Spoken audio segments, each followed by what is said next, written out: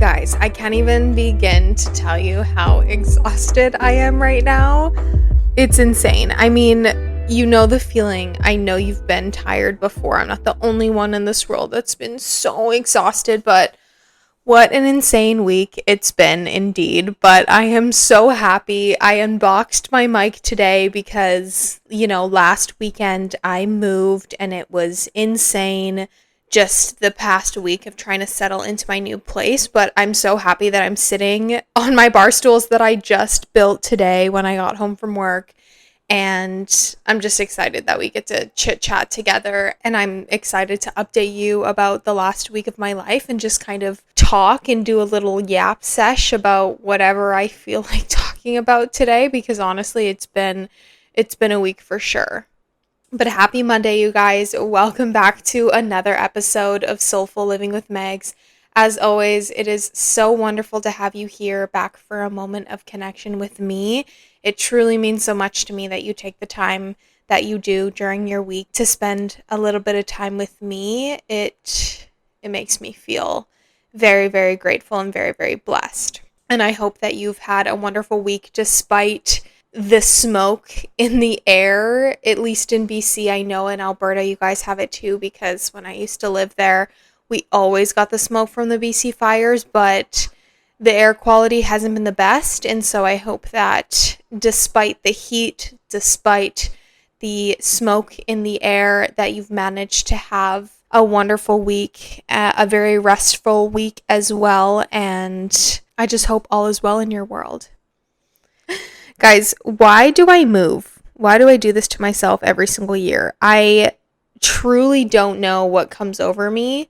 It's funny because every time I move into a new place, I kind of think, oh, I'm so excited to have a full summer in Vancouver and I don't have to think about moving or packing. And then evidently I end up finding a new place to live and packing. And sometimes it was kind of beyond my control. Previous roommates moving, things like that, me being stubborn and not wanting to find a different roommate for the space that we were in and the amount that we were paying for. Anyway, I kind of do it to myself. I understand that I do it to myself, but I really hope that the seventh time's the charm and I'll be here for a little bit, at least in this apartment. I know I don't really want to live in Vancouver forever, but I'm hoping that I'll be here until I decide where I want to move in the future for sure. But I just do this to myself every single year. On the plus side though, I had 3 of my friends come and help me move. Shout out to my beautiful friends, Brett, Han, and Shay, who were amazing day of. I mean, I could not have done it without them. Shay drove the U-Haul because I refuse to drive a U-Haul van downtown Vancouver. And I actually don't have a vehicle here, let alone have actually driven in Vancouver really. So I didn't really want my first time to be in a 9, I don't even know the size of it, whatever the little minivan is of the U-Haul. I did not want that to be the first time that I drive downtown. So she drove that for me.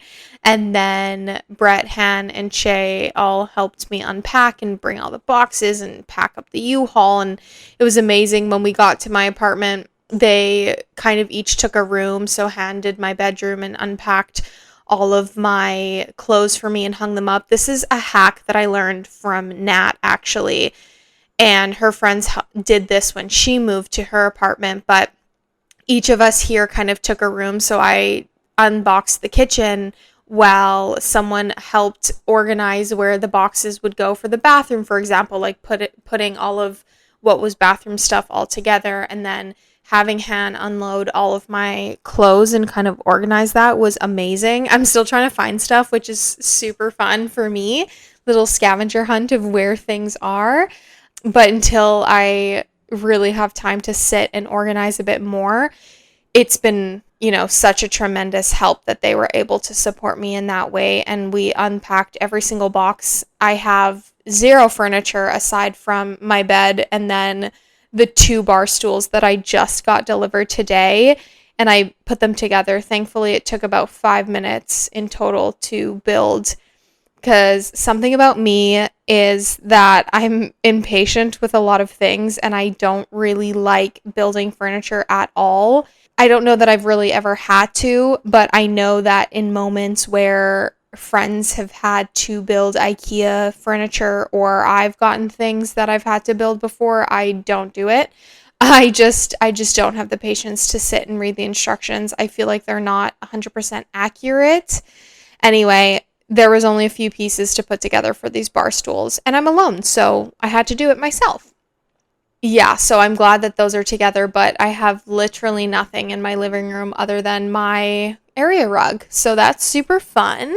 It's all in due time, and I feel like because today I don't really have a lot of structure for you, I do want to segue into talking about some books that I recommend because I do read a lot of books and I've been on a novel kick lately for the past, I want to say 2 years now, year and a half. Yeah, I would say 2 years where I actually am reading something every single night before bed, and it's incredible. And I love books now, but I want to talk about that. But I figured the fact that I have no furniture right now is a good segue into what I wanted to remind you of today, which is that we have time because as I've been unpacking this week and kind of organizing after work and whatnot, I've been kind of stressed about, I really want to get furniture so that I can have friends over and I actually can have a couch and a coffee table and eventually a TV because whatever package I got for my internet includes that. And so I want to get all these things, but I also understand that I can't necessarily get all of them at once just because of budgeting purposes. And I want to be smart with it and not rush into a decision of what to get. Low key, these bar stools, I don't think that they were a rush decision, but they could be better quality. But I mean, I got them from Walmart, so what are you going to do, really? They work, they're functional. That's the most important thing. But anyway, I thought it was a good reminder as I'm telling myself that, you don't have to do everything at once because you have a lot more time than you think you do.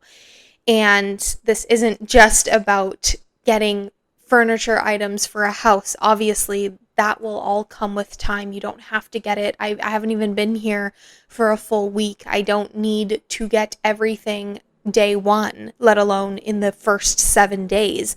But I think life in general, especially in our 20s, we think that we have a specific timeline to achieve different things, or we have these goals from when we were younger about how our life would look at a certain age in our 20s. And sometimes it's discouraging if you haven't gotten there yet, for example, or you envision yourself either living somewhere or in a specific field of work, in a specific career, or again, like relationship wise, having children at a certain age in your 20s, being married, things like that, and not necessarily having that as you thought that your life would pan out to be back in the day can be discouraging. But I'm here to remind you that your timeline is specific to you and that we don't necessarily have to follow the societal conditions that we are believed to follow. And you have a lot more time than you think. Just because you don't have what you want today doesn't mean that you can't start planting the seeds today and tomorrow and each day to come and take one step at a time to get to where you want to be. Now, that's not to say that I think we should just tell ourselves every single day, oh, we have time, and then don't do anything to accomplish. But I mean that you don't have to figure it out right now in this moment if you are unsure, if you're still questioning things. Like, this is what our 20s are about. It's the time to really explore different avenues. And I think at any age in your life, like, it isn't too late to try something, at least in some regard. And I know some people believe when they're a certain age, they can't really do something else that they've always thought about doing. But I think it is a shift in your mind of, okay, what can I implement in my life to take those baby steps to move forward into this specific direction? So not making excuses, because I always tell my friends that I envision certain things in my life happening, and then I get frustrated with myself if the result isn't the next day. And that's, it's funny because, that's like working out. Before I started falling in love with fitness and health and getting into the shape that I'm getting into currently and going to the gym, I really disliked going to the gym. It wasn't super fun for me. I'd rather have gotten my exercise through dance or other physical movement of like a sport or something more fun. And I think partly the reason why I didn't love going to the gym was because I wanted the results to show in my body like right away. I feel like we always think that like after the first gym session, I'm like, okay, like where are my abs, or where's the definition in my arms and my back? And it doesn't work like that, obviously. But whenever I talk to my friends about a specific way I want my life to unfold or where I see myself and the goals that I have, I sometimes get frustrated because I think, I feel like I've told you this before like a year ago, and I feel like nothing has changed. But I think because we're so hard on ourselves, we can't necessarily see that there have been adjustments. Like if I were to sit on my ass all day and do absolutely nothing other than complain to you of, I want to change my life, or I want to do something completely different than what I'm doing now in my field of law, but then do nothing about it, obviously, like not looking for other jobs or not looking for other creative avenues or not pouring my energy into something that I love doing in a passionate way, creativity wise, then yeah, that's not productive. Then you could potentially be running out of time, because if you just tell yourself that every single day and then not plant those little seeds, you're not going to move forward. But I do think we don't give ourselves enough credit for the fact that growth does take time, and sometimes these big strides that we want to make, it is about the little steps in between, and we can't go from step A to step Z. And I know we've talked about that before for sure, but it's such a critical thing to remember, because as we're in our 20s, we do feel like, oh my gosh, we have to achieve this right now. Where's the result right now? Or in my case, for this specific week, literally first world problems. Like I have a roof over my head and I'm stressing out about the fact that I was sitting on my living room floor because I have zero furniture. But, I have a bed.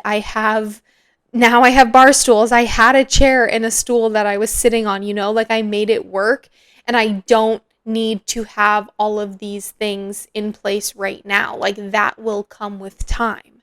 So if you're in a particular point in your life where you feel overwhelmed of so many things going on at once, and or maybe you just want something to happen, you want something to shift in the next day, I just want you to be gentle with yourself and give yourself a bit more grace, because I do believe you are making those small steps. You are planting the seeds, and that famous saying of, you plant the seeds and the next day the plant doesn't grow, or whatever it is. You know what I'm trying to say? Like it doesn't fully bloom or grow the next day. This tree is not going to be full. It's not going to be at its greatest capacity yet. But each day you water it, you tend to it, you care for it, you take care of it, it will grow and it will get bigger and expand. And I think that we can apply that to ourselves in our life, is that each day you take a small step forward,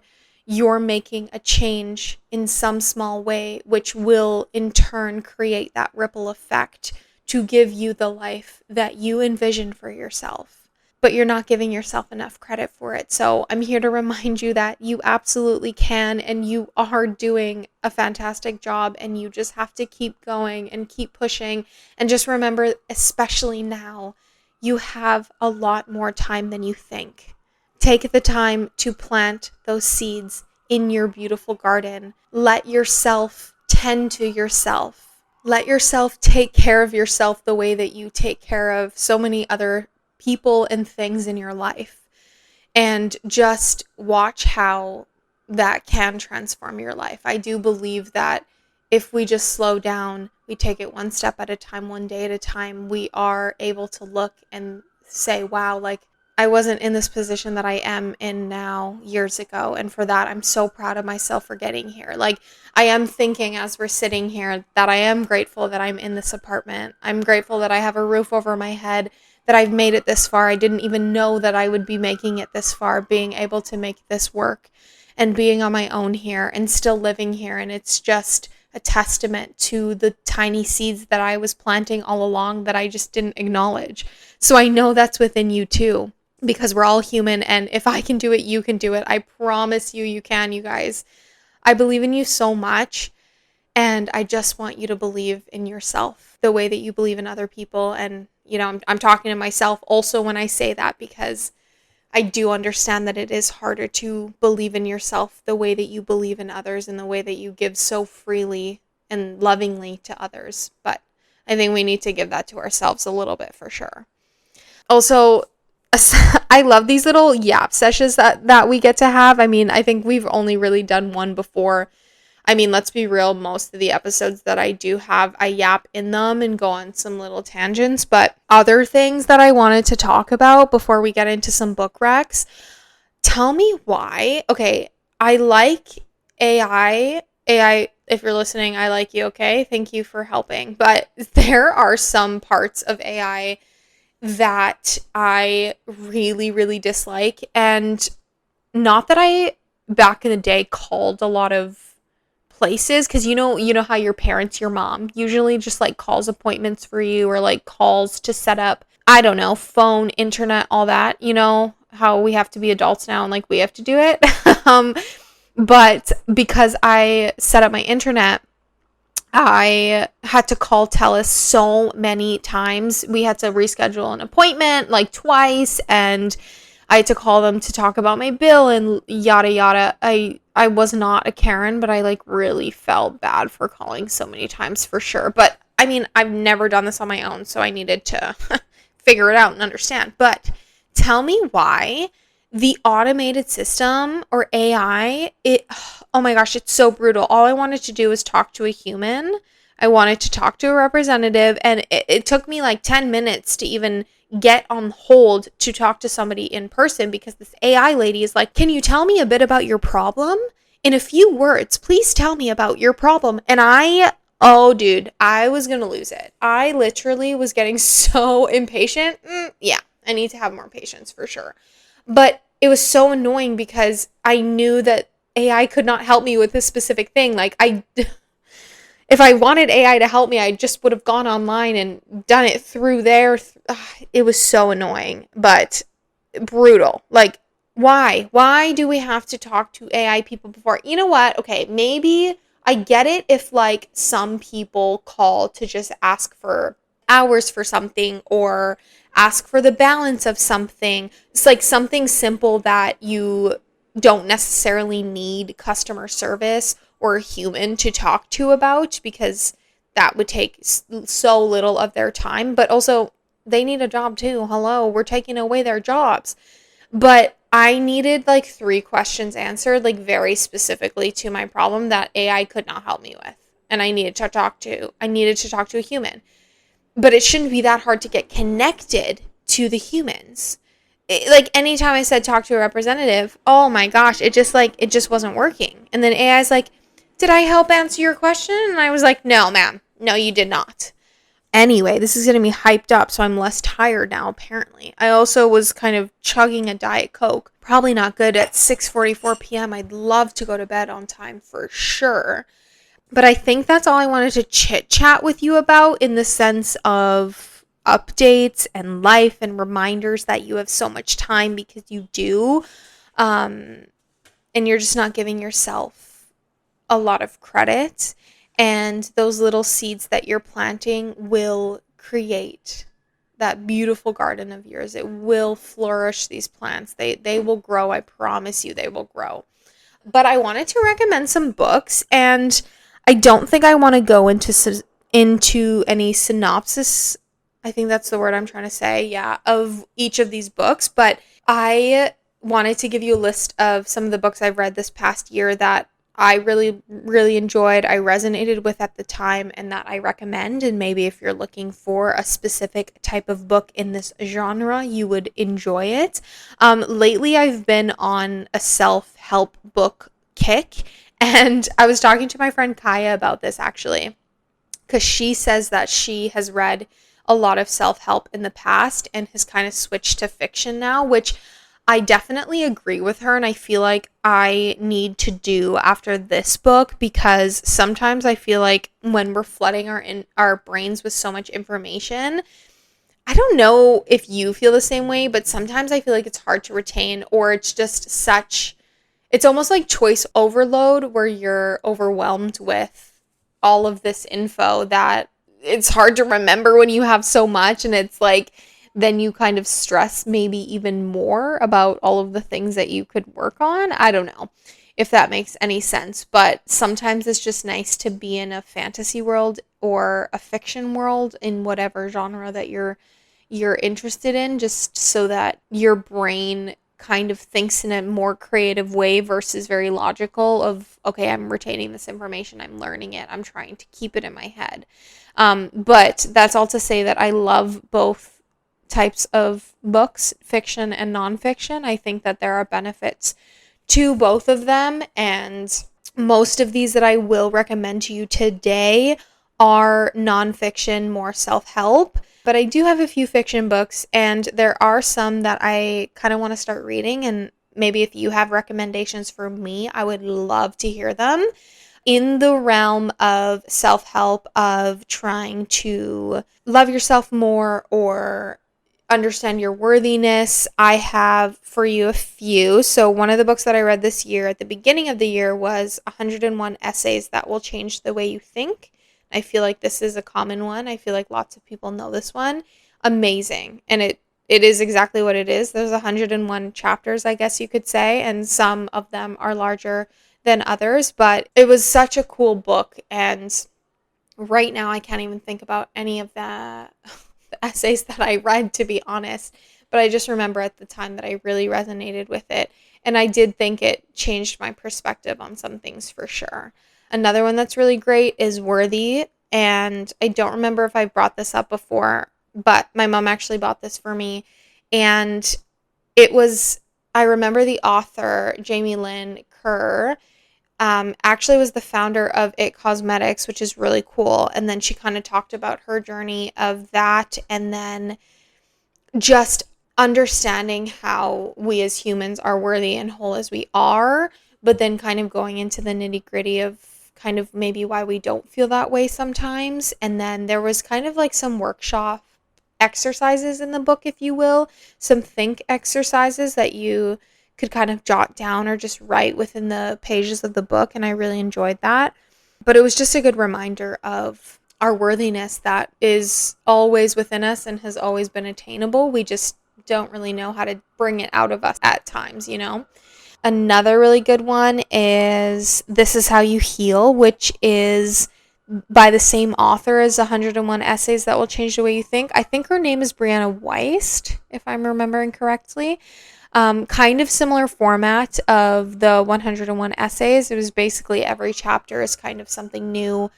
Sometimes it's like 20 things I wish I told myself, la la la, or just a smaller couple pages about like, read this when you're ready for whatever, or I don't know, very cool, easy to follow, and again, kind of changes the way that you think about some scenarios or situations that you may encounter in your life. Another one that I recently read is Things No One Taught Us About Love, and I really enjoyed that one too. It was a fairly quick read, but again, on the lines of feeling worthy and how to, again, kind of like things we may not have understood about love in the world and how we can kind of move forward in a way that serves us better. So I really liked that one. Some other books that are good frames of mindset to kind of shift are The Let Them Theory by Mel Robbins. This one I love. I remember I started it last year and then I finished it at the beginning of the year. My mom pre-ordered it, and when I was home for Christmas, she got it like 2 days before Christmas, I feel. Anyway, she let me have it, so thank you so much, Mom. I loved it. It was so good. I just love Mel Robbins. I love her podcast. I love the message that she brings in the world, and I feel very grateful that we're alive at the same time that I can hear all of these words from her. in real time. It's just amazing. And her theory is so helpful. I mean, it is exactly how it says is, you're letting them. And so the book is all about how you just allow people to be who they are. And then the only thing that you control is how you respond.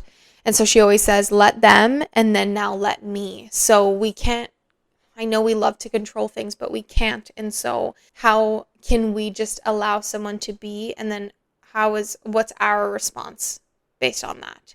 And it was such an easy read to follow. And I highly recommend it. Again, more on the lines of the Worthy One, self-help in that way. There's like exercises in there of like thought exercises as you're just reading it. And it was so cool. Another really good one is The Shift by Tinks. I've probably talked about it before because you know how I feel about her. She is queen faux show. But this one was also a really easy read, and it was about like dating, it was about self-love, it was about love in general, it was about embracing independence. It was just so many things wrapped in this beautiful bow, and Tinks does a really good job of allowing you to feel connected to her in the way of you're actually not alone in this world, because she's been through so many similar things that we've been through. And throughout each chapter, she has these little shifts of thought. So it'll be more of a negative thought in some way, and then it's like, how can I shift it? And there'll be a little arrow, and then it'll go to, okay, maybe this is how we can frame the thought to become this. And I loved the little shifts in there. I read it. Nat, Laura, and I kind of did a sisterhood of the traveling pants with the book, and each of us had the book. Nat got it first, and then I read it, and then Laura read it. But I loved it so much that I bought a copy of my own so that I could reread it, because it's timeless. There are so many amazing shifts in this actual book, and such an easy read. So love it. Couple more here. The Book of Boundaries. I've talked about it in my boundaries episode. So good. And just, different scenarios of boundaries that you may encounter in your life and how to navigate them. And then these like red light, green light, yellow light boundaries of when to enforce a boundary, when to not enforce one. Super helpful. I feel like we could all do better setting boundaries in our life. A really cool one is Don't Believe Everything You Think. And this one I feel like is sometimes hard for us as humans, because when we think something, we believe that this is our perception of reality, and it is. Like, how I view the world is based exactly on how I think of it, but sometimes it's not the reality. So it is important to not necessarily believe everything that you think as fact, as the truth. But it was a good thought-provoking book. I really liked it. Brought me back to earth and grounded me, and just reminded me that it's not just me here. Obviously, I know that, but just because I think something doesn't necessarily mean it is true. And it can be my truth. I think with every thought that we have, it is your truth, but it is good to question, like, are these thoughts productive? Is this actually what's happening in this situation? Things like that. But I really liked it. One that I highly, highly recommend, and I bought this for my friend Camilla, and it was so cute. I actually like tabbed the pages that I really resonated with to see if maybe she would resonate with them too. But it's called The Only Constant, and it's just embracing change. And we've talked about change before in a previous episode, so I think I did mention this book, but it was so gentle and heartwarming how this author was able to bring such a personal aspect to this book, but also being able to connect with her readers. And it was just a beautifully flowing book, and it was just, again, such an easy read. I felt very connected to it. I felt very heard, very seen, and also very loved while I read it. And so I love it. So I highly recommend it. I think that change is so scary, as we know, and I think the more that we embrace it and understand change, the easier it is to kind of accept it. This one I actually read last year, but I really enjoyed it. This is for the girlies, but honestly, I feel like men If you have women in your life that you're partnered with, this may be good for you to understand too, but it's called This Is Your Brain on Birth Control. And it's not a book to, I love how I said that I wasn't going into the synopsises, uh, whatever, the general ideas of these books. I said I really wasn't going to dive in, but here we are. I guess I'm not going in too much detail, but this book isn't to say whether you should or shouldn't be on birth control, but it's basically it's giving yourself information to then make a critical decision about your health and what you want to put in your body. Because of course, as we know, like so many tests back in the day, so many things are tested on men, and there's not a lot about the female body that we know enough of, or there's not enough tests about birth control, for example.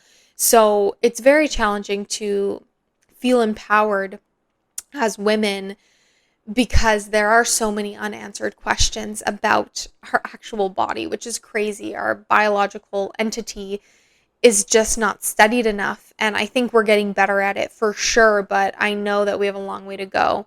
But it was really, really interesting about even how you attract a mate, if we're talking biologically, whether you're on the pill or not, how it kind of changes, the hormones in your brain changes. And it's so interesting. Anyway, I found it super informative, loved it. And yeah, just a good, informative book on what happens in your brain when you are on this synthetic hormone that only women have. Crazy. Anyway, I feel like I heard that men were getting a birth control in some way, a patch or something. I don't even know. I don't know that I trust you guys to use it every day. Not sure about that. Anyway, the one that I'm reading right now actually is called The Body Keeps Score, and it's all about trauma. And I don't know if you have seen Secret Lives of Mormon Wives, but one of the moms in there, Michaela, she opened up about her trauma story in the second season. Anyway, she posted this on her story that she was reading this book, or it was a repost from somebody, but she, I guess, had recommended it, and I was like, immediately, yes, like I want to learn about what happens, how our bodies store trauma, because I know that they do, and I just thought it was such a good way to be informed. And right now it's pretty good, very heavy information based, but I do like it so far. And I hope by the end of it, I can kind of understand how, okay, if I'm feeling this type of way or holding this trauma in, like, what does that mean for my body and where does it sit and how can I maybe live through it and not harbor that energy? You know what I mean? Anyway, some nonfiction books that I have for you that I've read recently are, I read the whole A Court of Thorns and Roses series throughout the last couple years. The first, second, and third were my favorite. I would say second is number one, and then the second half of the first book, so good. Second book though, oh my gosh, it's so good. I didn't think I'd like this type of novel, to be honest, because I'm not much of a fantasy person. I don't know, something about knowing that it's not real. I don't know. Even though I was such a Twilight girly growing up, loved Twilight. But anyway, I really enjoyed it, so I'm glad that I read it. It was out of my comfort zone, and yeah, so if you want a cute little fairy fiction novel, I recommend that. A little bit of a sadder one, I read A Little Life, and that was brutal. That really broke my heart. So it's basically all trauma. It's all heartbreak. It's about 4 college students, and you kind of watch them grow up and how they live. And yeah, very, very heavy topics. I don't really want to give too much away, but it was so sad and heart-wrenching for sure. But I recommend that if you don't mind more of a heavier novel. I was definitely crying in that for sure. Another one that I recently read was Hotter in the Hamptons by Tinks. It is her first fiction novel, so I'm really proud of her. It wasn't my most favorite, I will be honest about that, but again, it was a great, easy read, and I love when books I'm able to picture the scenarios happening, and it was such a good visual representation. And I thought it was really cool. So I'm excited to see where her journey goes in her books, her upcoming books, if she decides to keep writing. And I'm pretty sure it's becoming a TV series too, which is going to be so good. Yeah, it was a very good book for her first nonfiction. So I thought that was awesome.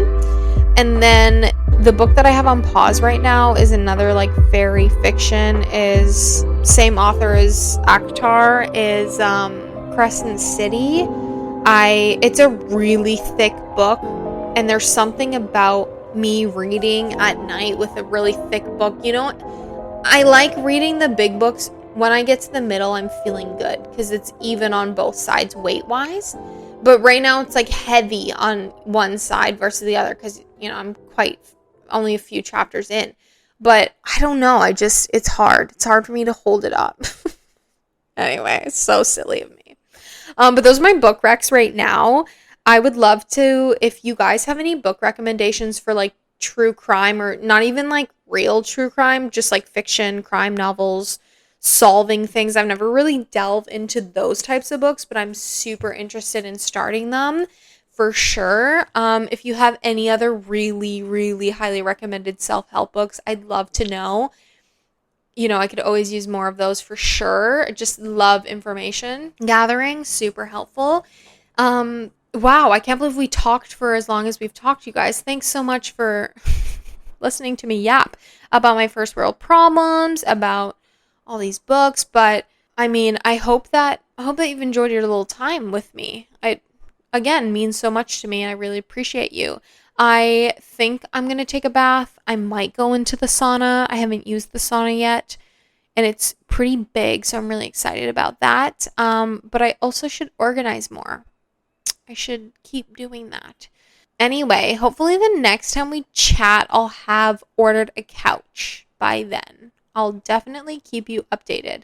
I also need a coffee table. I need an ottoman. I basically need things that I can put things on or in, storage-wise. Don't have a lot of storage here. I also need $1 million, so that would really help.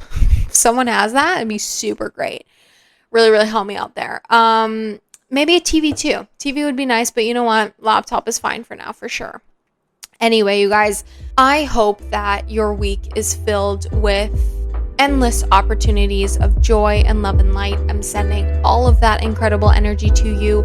As always, I should have prefaced this at the beginning, but if something didn't resonate with you today, that's okay. Just kindly leave it out, but take whatever did. And I hope that you can take something positive and spread it through your days to come moving forward. And I am just so proud of you for the journey that you're on. You're doing a kick-ass job, so please give yourself some credit. And I can't wait to connect with you next Monday. And until then, bye-bye.